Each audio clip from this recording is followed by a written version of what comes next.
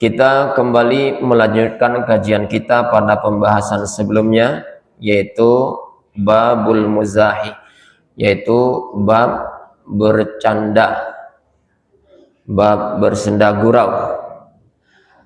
Pada pertemuan yang lalu kita baru bahas satu hadis yang berkenaan judul ini, di mana pada pertemuan sebelumnya kita membahas candaan, tentang bagaimana Nabi bercanda. Nabi bercanda terhadap istrinya dan pembantunya. Nah, hari ini kita masih melanjutkan kajian kita tentang bab yang sama dengan hadis yang berbeda. Hadis yang kita bahas hari ini hadis ke-265. Bunyi hadisnya, an Abi Hurairah radhiyallahu anhu. Dari seorang sahabat Nabi yang bernama Abu Hurairah radhiyallahu anhu meriwayatkan, qalu ya Rasulullah. Para sahabat Nabi bertanya kepada Nabi. Jadi ada banyak yang bertanya. Apa pertanyaannya? Innaka tuda'ibuna. Wahai baginda Rasul, kok dirimu kerap kali mencandai kami. Nah, itu ya Pak ya. Innaka tuda'ibuna. Ya Rasul, ngapo sih dirimu kerap kali mencandai kami? Qala inni la aqulu illa haqqan. Maka Nabi kemudian menjawab, ketahuilah sesungguhnya aku tidaklah berkata kecuali perkataan aku itu mengandung kebenaran. Baik, ini bunyi hadisnya. Kita akan coba bahas apa maksud dari hadis yang ada ini. Para sahabat Nabi bertanya kepada Nabi dengan pertanyaan, innaka tuda'ibuna. Ya Rasul, kenapa dirimu seringkali mencandai kami? Jadi para sahabat Nabi itu Pak, semacam apa ya, kagetan lah ya, kagetan. Kok kenapa sih Nabi itu galak bercanda, ya? Galak bermain, apa nih? Kenapa bisa begitu Pak? Para sahabat Nabi bertanya seperti itu. Muncul pertanyaan seperti itu. Karena barangkali kesan yang ada di sahabat Nabi, Nabi itu adalah sosok yang mestinya serius. Nabi itu sosok yang mesti apa? Ya, tegang. Nah, itu yang ada di kesan oleh para sahabat Nabi. Tapi nyatanya, oh enggak gitu. Orangnya humoris juga. Ya, Nabi itu juga suka bercanda. Tidak seperti yang kita bayangkan. Ternyata Nabi kita Masya Allah lengkap. Di dalam dirinya suka juga bercanda terhadap satu sama lain. Maka muncullah pertanyaan dari sahabat Nabi mempertanyakan. Maka apa jawab Nabi setelah ditanya seperti itu? Nabi kemudian menjawab, inilah aqulu illa haqqan. Saya memang betul yang kalian lihat suka bercanda. Tapi candaan saya terhadap kalian itu terukur, punya aturan, punya batasan. Apa ukurannya? Batasannya, adabnya apa? Saya tuh kalau ngomong, tidak ngomong kecuali ngomongnya benar. Jauh dari kedustaan. Candaan saya tidak ada yang dusta. Candaan saya tidak ada yang membohongi. Candaan saya jauh dari kedustaan, jauh dari kebohongan, tidak membuli orang, tidak menghina orang, tidak menghina fisik orang, tidak mencela agama. Tidak, jauh dari itu. Nah, jadi Nabi ingin menjelaskan kepada sahabat Nabi, betul saya suka bercanda, tapi Nabi ingin menjelaskan punya rambu-rambu dalam bercanda itu. Kemarin ada hadis yang kita bahas bagaimana Nabi bercanda. Apa kata Nabi Pak? Kepada sahabatnya yang pembantunya yang membawa onta, tugasnya membawa onta ketika istri-istri Nabi lagi bersafar. Kebetulan onta itu ngebut. dituntun oleh sahabat tadi. Lalu Nabi bercanda, "Wih, pelan-pelan. Pelan-pelan, jangan ngebut-ngebut." Ngapa? Di pucuk unta ini ada gelas-gelas kaca. Nah, itu bunyi candaan Nabi, Pak. Di pucuk unta ini ada gelas-gelas kaca. Nah, berbohong tidak Nabi, Pak? Emang di pucuk unta itu tidak ada gelas. Tapi yang dimaksud gelas-gelas kaca itu siapa? Istri-istrinya Nabi. Loh, kok begitu? Nah, itulah candaan Nabi. Candaan yang penuh dengan kualitas. Candaan yang penuh dengan pesan. Nabi ingin mengibaratkan seperti gelas. Istri Nabi itu diibaratkan seperti gelas. Anggap saja botol ini, Pak, terbuat dari gelas. Apa karakter gelas itu? Ya mulus, bersih, bening, permukaannya halus dan seterusnya. Itulah perempuan. Yang di pucuk ini ya begitu karakternya. Orangnya mulus, orangnya cantik. Ya Pak ya, kulitnya mulus, halus, permukaannya bening. Tapi di sisi yang lain, yang namanya gelas apa? Rentan. Kalau tergores, berbakat. Nah, kalau sudah ada bakatnya, hilang keindahannya. Dan bakat itu susah untuk dihapus. Namanya gelas kaca. Kalau sudah tergores, dah tidak baca lagi dihapus, Pak. Itu baru tergores. Cak mana kalau tertendang, nyampak apa, Pak? Pecah. Nah, perempuan itu punya karakter itu, rentan di situ, Pak. Mudah tertrauma, mudah terasa sakit hati. Kalau sampai jatuh dari kodo tadi, dari unta tadi, nah dia apa? Membekas dalam dirinya apa? Trauma. Boleh jadi kapok, tidak galak lagi naik kendaraan. Nah, membekas di dalam dirinya. Nah, itu candaan yang sangat berkualitas, jauh dari kedustaan, tapi punya pesan moral yang begitu dalam. Baik, bapak-bapak, ibu-ibu, jamaah rahimani wa rahimakumullah. Nah, dari hadis yang kita bahas ini, apa pelajaran yang bisa kita ambil? Satu, Nabi ternyata suka bercanda dengan para sahabatnya. Terlihat dari hadis yang kita bahas tadi, ternyata Nabi kita juga suka bercanda.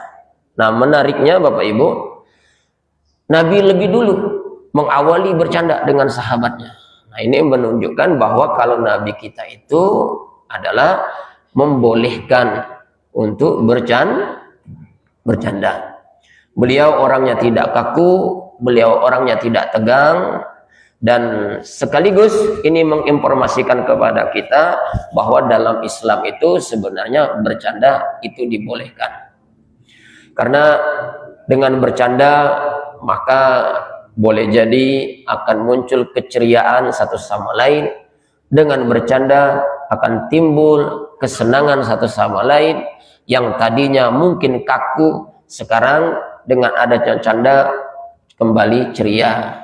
Yang tadi mungkin tegang, dengan adanya candaan sekarang menjadi cair. Sekarang menjadi lengkap, dekat. Yang tadinya berjarak sekarang menjadi lebih dekat lagi. Nah, itu diantara hikmah manfaat dengan adanya bercanda. Tapi harus diingat, ada pelajaran yang kedua. Nabi memang bercanda, tapi Nabi juga mengajarkan aturan, mengajarkan akhlak, mengajarkan adab. Apa yang diajarkan oleh Nabi lewat hadis yang kita pelajari ini, aturan yang disampaikan oleh Nabi apa? Nabi menghindari candaan dari kedustaan. Jadi bercanda oke, silahkan, tapi jangan kemudian isi candaan itu penuh dengan kebohongan. Apalagi kemudian isi candaan itu penuh dengan penghinaan, menghina fisik orang, menghina agama, keyakinan orang, menghina suku orang lain dan seterusnya. Nah, itu yang diwanti-wanti oleh Nabi, bercanda tapi tetap ada aturan akhlak dan adab yang disampaikan oleh Nabi kita, Nabi Muhammad Sallallahu Alaihi Wasallam. Poin ketiga, Bapak Ibu, pelajaran yang bisa kita ambil adalah perlu bagi kita bertabayun. Apa bertabayun tuh, Pak? Hah? Bertabayun, mengklarifikasi. Ya Pak ya. Kalau antara kita kemudian ada sesuatu yang mengganjal, belum ada kepastian, maka ada tuntutan kebolehan bagi kita untuk bertabayun, mempertanyakan, minta kejelasan, minta klarifikasi. Supaya apa? Supaya tidak ada miskomunikasi, supaya tidak ada suuzon. Nah, itulah yang dicontohkan dengan sahabat Nabi. Yang kesan di para sahabat Nabi, Nabi itu ya uangnya cah ini, mestinya uangnya tegas, mestinya uangnya tegang, mesti uangnya serius. Tapi begitu melihat kok Nabi uangnya suka bercanda, nah itu kan menimbul pertanyaan. Maka sahabat tidak berdiam diri, bertanya langsung kepada Nabi, kok begitu ya Rasul? Nah, pertanyaan ini mengajarkan kepada kita supaya tidak ada supaya tidak ada timbul suuzon, maka perlu kita kemudian bertabayun. Saya pernah mendengar, tidak jauh dari kita ini, ada seorang dokter, Pak. Dia di usianya sekarang memang sudah lumayan agak tua, tapi duitnya luar biasa, Pak. Banyak duitnya, mobilnya tuh banyak betul. Di antara kesolehan yang dia ada itu, Pak, rajin ke masjid dia nih. Asal masuk waktu sholatnya di masjid. Nah, ada yang kemudian mungkin mengundang, Pak, mengundang pertanyaan dari jamaah. Apa itu? Kalau ke masjid itu gonta-ganti mobilnya, Pak. Karena memang duit mobilnya ada. Mungkin mobil anaknya juga ada di situ, Pak, diparkir. Jadi mungkin kalau sholat zuhur naik mobil merah, kaki sholat maghrib naik mobil hitam, kaki sholat apa namanya? Sholat zuhur asar naik mobil warna lain lagi, Pak. Tidak jauh dari kita di sini, Pak, tempatnya, uangnya. Nanti bisa Bapak buktikan, lihat apa ini anggota ganti mobilnya. Ya. Nah, pernah mungkin ada obrolan itu, Pak, yang mempertanyakan ke dia, kok begitu Pak Dokter, gonta-ganti terus mobilnya? Masya Allah. Di sini jawabannya, Pak. Apa jawaban beliau? Saya bersyukur kepada Allah, dikasih oleh Allah harta, dan saya kepengen harta yang Allah titipkan kepada saya bersaksi di hadapan Allah dengan saksi yang baik. Maka seluruh harta saya ini saya kepengen semuanya bisa bersaksi, bercerita tentang aku. Maka pagi aku kalau punya mobil ini aku pakai mobil ini, sore kaki ganti mobil yang lain karena dia punya mobil nian, Pak. Supaya semua mobil ini bisa bercerita, ngadu kepada Allah bahwa hartanya dia ini dipakai untuk ketaatan kepada Allah Subhanahu wa Ta'ala. Masya Allah. Kita di luar mungkin punya pandangan apa? Negatif. Tapi yang bersangkutan tidak seperti yang kita duga. Tidak untuk ria, tapi dia dalam rangka bersyukur, ingin semua hartanya bersaksi dalam kebaikan. Nah, Masya Allah, ini kadang-kadang kita ini dari luar itu memang lebih menonjol pandangan negatifnya, tanpa tahu yang sebenarnya dengan orang yang bersangkutan. Silakan nanti bisa dilihat, masjidnya ada di seberang sana. Nah, beliau biasanya sholat di seberang situ, Pak. Baik, bapak-bapak, ibu-ibu, jamaah rahimani wa rahimakumullah. Kita lanjutkan hadis yang kedua, hadis nomor 266. Masih tetap bab bercanda. Bagaimana bunyi hadisnya? An Bakri bin Abdullah, diriwayatkan dari Bakar bin Abdullah, qala kana ashabun Nabi sallallahu alaihi wasallam, para sahabat Nabi. Nah, ini berarti asar. Asar itu artinya perbuatan para sahabat Nabi. Kana ashabun Nabi sallallahu alaihi wasallam, para sahabat Nabi yatabadahuna bil bittih fa iza kanatil haqaiqu kanu humur rijal. Para sahabat Nabi itu adalah suka bercanda dengan cara lempar-lemparan pakai kulit semangkuk. Itu sahabat-sahabat Nabi. Ini bunyi hadisnya, Pak. Sahabat-sahabat Nabi itu kalau lagi riang gembira itu suka bercanda, Pak. Dan tidak tanggung-tanggung candaan mereka dengan cara apa? Lempar-lemparan pakai apa? Kulit semangkuk. Ya mungkin waktu itu buahnya banyak, Pak. Lagi banyak buah semangkuk. Aku ingat kami masih kecil, mungkin kita pernah ngalami, karena kita tinggal di dusun kita itu berdempetan dengan pinggir sungai. Waduh, kalau musim hujan, kita masih kecil dulu, Pak, main pelosotan pinggir sungai itu, Pak. Sambil apa? Canda-candaan, lemparan, pakai apa? Pakai lumpur tuh lah, Pak. Lumpur di bulat-bulat, lempar kawan yang lumpur. Nah, itu kita dulu. Tapi kalau ada orang yang tinggal di daerah yang turun salju, bersalju, lempar-lemparnya pakai apa, Pak? Salju juga. Nah, jadi sesuai dengan kondisi tradisi yang ada di sana. Ya mungkin pada saat itu di kalangan sahabat sedang banyak buah. Nah, mereka lempar-lemparan ternyata pakai apa? Buah, lemparan pakai kulit buah semangkuk. Nah, ini apa sih kendak hadis ini, kurang lebih apa, Pak, kendak hadis ini? Tapi lihat, Pak, bunyi hadis berikutnya, Pak. Nah, bunyi hadisnya. Fa iza kanatil haqaiqu kanu humur rijal. Tapi kalau sudah menyangkut urusan yang penting, yang gawe bercanda-canda tadi, Pak, yang bercanda pakai lempar-lemparan. Kalau sudah menyangkut urusan yang penting, urusan yang sangat serius, para sahabat Nabi itu kemudian bangkit kembali menjadi lelaki yang sejati. Ini apa lagi nih, Pak, maksudnya, Pak? Jadi maksudnya gini, Pak.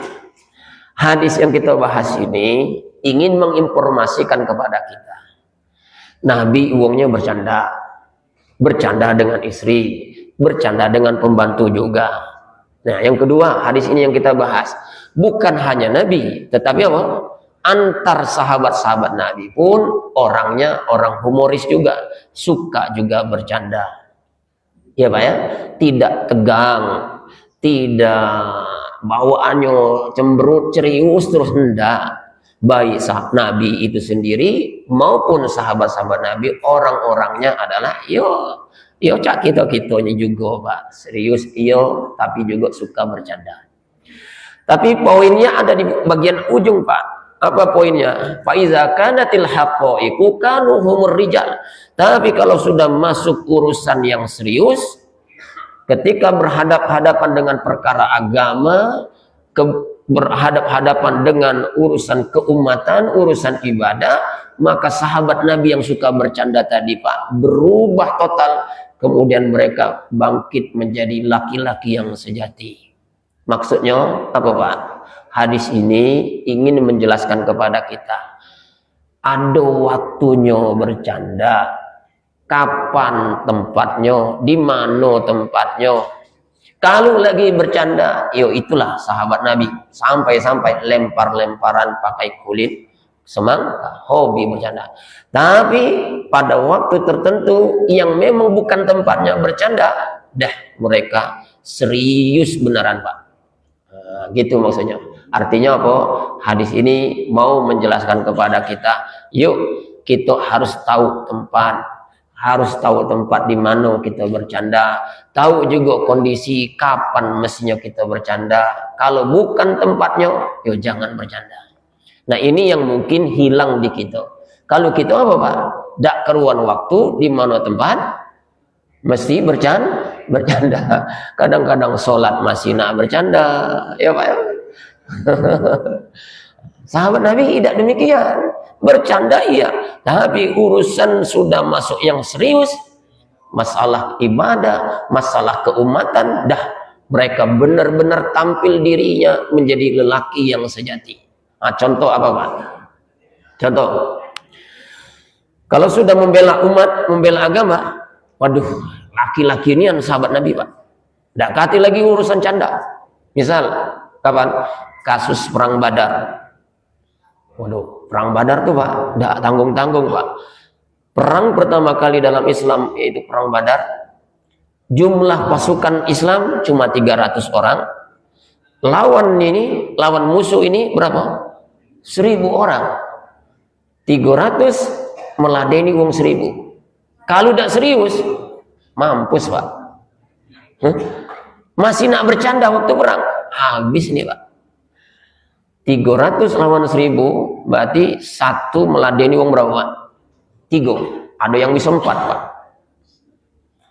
Nah, pada saat ini sudah menyangkut masalah yang serius, membela agama, membela kehormatan agama, dah tutup. Dak kati istilah lagi main-main, dak kati lagi istilah bercanda. Mereka benar-benar tampil dirinya menjadi laki-laki yang sejati. Dan alhamdulillah, qadarullah, perang Badar pun yang tadinya tidak berimbang dari sisi kuantitas, mereka kemudian umat Islam bisa menang dalam berperang. Ini perang Badar. Ada lagi perang apa Pak? Uhud. Perang Uhud itu menang apa kalah umat Islam Pak? Kita berhenti di awalnya Pak. Perang Uhud itu ada 2 babak sebenarnya. Babak pertama ini yang sering sampai ke kita, tapi kita lupa dengan babak kedua. Babak pertama kalah betul umat Islam, memang kalah. Gara-gara tidak disiplin, tidak mau mengikuti arahan Nabi. Nabi suruh yang ada di Bukit Uhud bertahan, jangan turun sebelum ada perintah. Jangan turun dari tempat. Tukang manah dari pucuk itu Pak, uji Nabi, jangan turun sebelum ada perintah berikutnya. Nah, ternyata lagi perang, menang umat Islam Pak. Kawan kabut mereka. Nah, yang di pucuk ini tergiur, nyengok lawan kalah dan banyak meninggalkan harta, tergiur nyengok turun nak merebut harta. Saat bukit ini kosong, orang kemudian balik nyerang dari bukit dan umat Islam kalah. Banyak yang tewas, termasuk Nabi luka. Nah, kita berhenti di situ pembahasannya Pak. Padahal ada berikutnya. Nah, di sini Pak, nengok sejatinya sahabat Nabi. Benar-benar lelaki sejati. Nengok di babak kedua. Ketika umat Islam sudah mulai lumpuh, kalah, orang kafir sudah gembira ria, merasa diri mereka menang dan mereka pulang ke Mekah. Lagi beranjak mau pulang, siap-siap untuk meraih kemenangan, iblis membisiki para kafir Quraisy. Wih, masih banyak tuh yang ada tuh. Yang luko-luko, yang terkapar itu masih banyak yang bertahan hidup. Kepalang bunuh kalau lah, habis jangan ada bersisa. Termasuk Muhammad itu bunuh. Itu bisikan iblis kepada kafir Quraisy. Padahal mereka sudah mau berangkat. Nah, rupanya temakan bisikan iblis. Iyalah kalau macam itu. Kepalang kita habis ini, jangan ada bersisa umat Islam. Nah, putar badan untuk kemudian menghabisi umat Islam. Nabi Muhammad dengan kejadian ini kemudian dapat bisikan dari malaikat Jibril. Diinformasikan, tuh orang kafir mau lagi menyerang kalian. Maka Nabi Muhammad kemudian tampil lalu mengobar semangat para sahabat Nabi. Hei para sahabat-sahabatku, mereka ingin kembali menghabisi kita. Maka bapak-bapak, disinilah kelihatan laki-laki yang sejatinya para sahabat Nabi apa? Mendapat komando dari Nabi, walaupun dalam keadaan banyak yang berdarah, banyak yang terluka, mereka bangkit lagi semangat untuk meladeni melawan orang kafir Quraisy. Nah, wong kafir nyingok wong muslim tadi Pak, semangat untuk meladeninya, keder juga Pak, KO juga, mentalnya kalah. Lihat umat Islam tetap semangat mau meladeni walaupun dalam keadaan banyak yang berluka, banyak yang berdarah. Nah, akhirnya mereka pulang lagi ke Mekah. Nah, di posisi ini sebenarnya umat Islam menang dalam perang Uhud. Nah, ini karena apa Pak? Lagi-lagi tadi Pak, hadis tadi. Sahabat-sahabat Nabi memang orangnya suka bercanda. Tapi kalau sudah urusan membela agama, urusan ibadah, urusan perkara-perkara yang serius, mereka tampil menjadi pribadi lelaki yang sejati. Poin pentingnya apa? Kita boleh bercanda, boleh bergurau, tapi tahu tempat. Kapan kita harus bercanda, di mana kita harus bercanda. Kalau sudah masuk wilayah yang memang serius, ya sudah serius, tidak usah lagi bercanda. Tapi kalau memang harus bercanda, jangan serius. Piknik ke mana? Ke Curug misalnya, itu perlu serius apa? Perlu bercanda di situ, Pak? Nah, canda di situ, Pak. Jangan di situ gitu, serius. Lagi di masjid bercanda, lagi di piknik malah serius. Nah, itu bolak-balik, Pak. Jadi ini mengajarkan kepada kita, Bapak Ibu jamaah rahimakumullah, termasuk hadis berikutnya isinya sama, kurang lebih berisi tentang bercanda. Hadis berikutnya, Pak, kita akan ketemu bunyi hadisnya. Kalau tadi di awal-awal Nabi yang bercanda dengan istrinya, bercanda dengan pembantunya. Kemudian hadis berikutnya kita bahas sahabat-sahabat Nabi antara satu sama lain juga bercanda. Nah, hadis berikutnya, Pak, saya coba terjemahkan ringkas saja.